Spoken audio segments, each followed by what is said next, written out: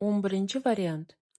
Прослушайте диалог и выберите правильный ответ в заданиях 1 и 2. Dialogni tinglang va birinchi-ikkinchi topshiriqlardagi to'g'ri javobni tanlang. Извините, здесь рядом есть аптека? Идите прямо. Аптека в торговом центре. Dialogda shunday deyildi: Kechirasiz, yaqin orada dorixona bormi? To'g'riga qarab yuring. Dorixona savdo markazida. Они говорят на улице. Ular ko'chada suhbatlashmoqda. Она хочет купить лекарство. U dori sotib olmoqchi.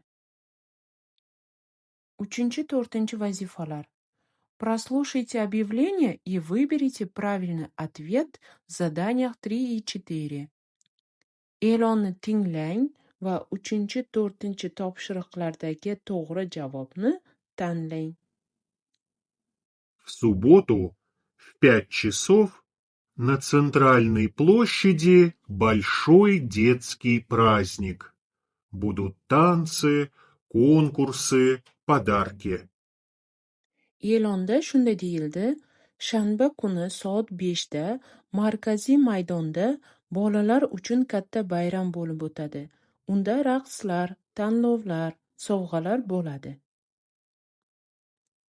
Детский праздник будет в субботу. Bolalar bayrami shanba kuni bo'ladi.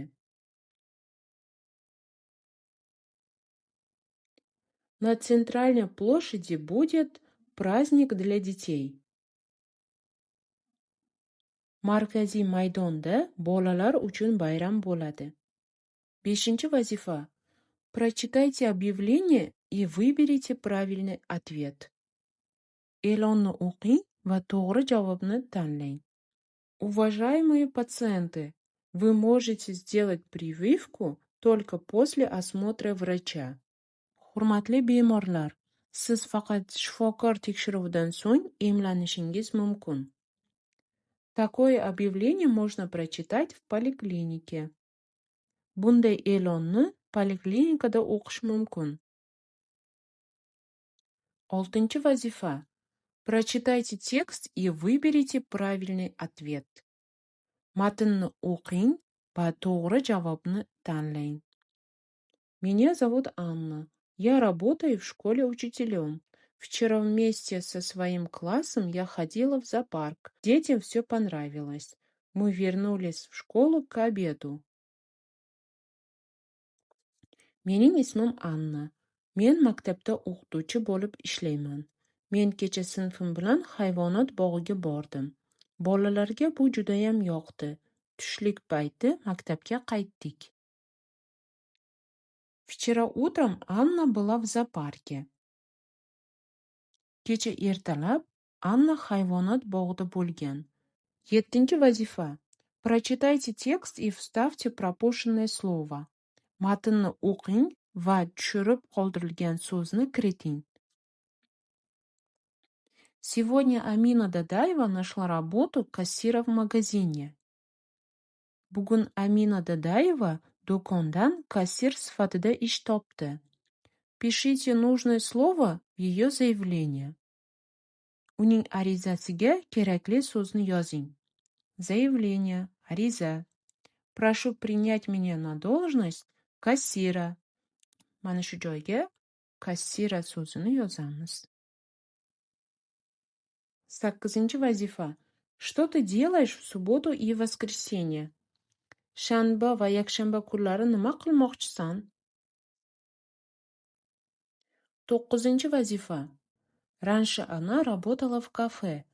Ya'ni u oldin kafeda ishlagan. 10 vazifa. Позвоните мне, пожалуйста, завтра. Позвоните мне, пожалуйста, завтра. Ya'ni ertaga menga qo'ng'iroq qiling iltimos. 11 vazifa. Он спросил, как называется эта улица? U bu ko'chaning qanday nomlanishini so'radi. 12 vazifa. 12 июня в России отмечают День России. Ya'ni Rossiyada 12 iyun kuni Rossiya kuni nishonlanadi. 13 vazifa. В России находится город Sevastopol. Sevastopol shahri Rossiyada joylashgan. 14 vazifa. Жуков — это военачальник. Ya'ni Жуков bu harbiy qo'mondon. 15 vazifa. Конституция России была принята в 1993 году. Ya'ni Rossiya Konstitutsiyasi 1993-yilda qabul qilingan. 16 vazifa. Укажите государственный флаг Российской Федерации. Uchinchisini tanlaymiz. 17 vazifa. Иностранный гражданин в Российской Федерации имеет право свободно передвигаться по территории страны. Ya'ni Rossiya Federatsiyasida chet el fuqarosi mamlakat hududida erkin harakat qilish huquqiga ega. 18 vazifa. Трудящийся иностранный гражданин в Российской Федерации обязан уплачивать налоги. Ya'ni Rossiya Federatsiyasida ishlaydigan chet el fuqarosi soliq to'lashi shart. 19 vazifa. Иностранный гражданин решил устроиться на работу. Какой договор с ним должен быть заключен? Трудовой. Ya'ni chet el fuqarosi ish topishga qaror qildi. U bilan qanday shartnoma tuzilishi kerak? Mehnat shartnomasi tuzilishi kerak. 20 vazifa. При миграционном учете нужно указать фамилию и имя. Ya'ni migratsiya ro'yxatidan o'tayotganda familiyangiz va ismingizni ko'rsatishingiz kerak. 21 vazifa.